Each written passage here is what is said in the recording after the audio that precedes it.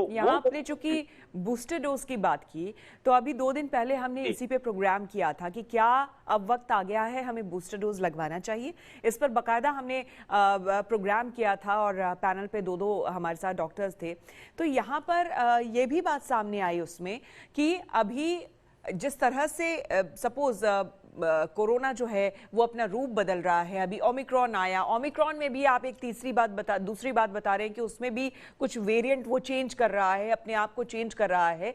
ऐसे में उन डॉक्टर से जो निष्कर्ष निकला था और हम जो समझ पाए कि बूस्टर डोज अभी लगना या फिर उसके लिए बनाना, अभी हमारे पास जो ऑलरेडी एट प्रेजेंट वैक्सीन उपलब्ध है हमारे देश में, उसी को लगाना सही शायद नहीं है, क्योंकि जिस तरह से ये बदल रहा है अपना रूप, उस हिसाब से फिर हमें वैक्सीन भी बनानी होगी और इन सारी चीजों में वक्त लगेगा। ये इतना जल्दी नहीं हो सकता है। सबसे लगेंगे। देखिए, अगले पिछले करीब 7 से 10 दिन पहले मैंने देखा था, आधार पूनावाला जी ने परमिशन मांगी थी गवर्नमेंट से कि हम नई वैक्सीन के लिए, क्योंकि उसमें बहुत कम चेंजेस होते हैं। देखिए, मैं आपको स्पेसिफिक बता रहा हूँ, ये जो आया है नया वायरस जो है ओमिक्रॉन, इसमें टोटल 50+ चेंजेस हैं, जिसमें 32 चेंजेस हैं स्पाइक प्रोटीन में। जो हमारी दोनों वैक्सीन बनी हैं वो स्पाइक प्रोटीन बेस्ड हैं, लेकिन ये चेंजेस टोटल नए नहीं है। इसमें कई सारे चेंजेस पुराने वायरसेस में भी पाए गए थे। जैसे डेल्टा में भी 18 स्पाइक चेंजेस थे, स्पाइक प्रोटीन में 18 चेंजेस वहां भी पाए गए थे, अब 32 हो गए हैं। कुछ इसमें और में थे, अल्फा में थे, और में कुछ माइनर भी होते हैं जिनका असर उतना ज्यादा नहीं होता है।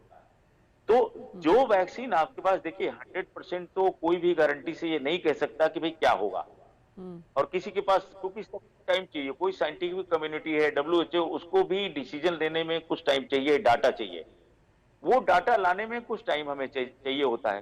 तो अभी हमारे पास जो भी है, फिर भी मैं कहूंगा कि फ्रंट लाइन वर्कर्स को मानता हूं कि जैसे मान लीजिए डेल्टा, मैं आपको एग्जांपल देना चाहूंगा, डेल्टा की वैक्सीन थी, कई सारे देशों में 80% 90, जब यूके में डेल्टा के केस, इसके जो डेल्टा के हुए हैं केसेज, इंडिया में तो चलो वैक्सीन नहीं शुरू हुई थी तब, अप्रैल से जून के बीच में जब यहाँ आई थी सेकेंड वेव, लेकिन कई सारे देश जहाँ 50% से ज्यादा वैक्सीनेशन हो चुका था, तो वहां पे भी डेल्टा जब गया तो वहां उसने कहर ढा दिया, लोगों, हॉस्पिटल की हालत खराब हो गई, लोग जिनको वैक्सीन लगी थी वो भी बीमार हो गए।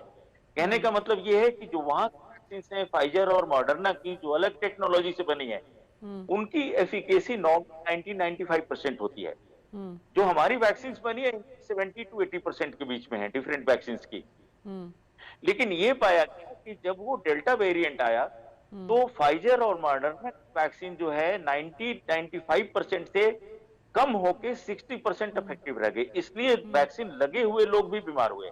हमारे यहाँ भी बीमार हुए 70-80% वाले, क्योंकि एफिकेसी होती है इसकी, लेकिन इसकी एफिकेसी 36 to 52% ड्रॉप कर गई। इसीलिए बहुत सारे डॉक्टर्स भी एक्सपायर हो गए जिनको वैक्सीन नहीं लगी हुई थी, दोनों डोज लगी हुई थी इसके बावजूद।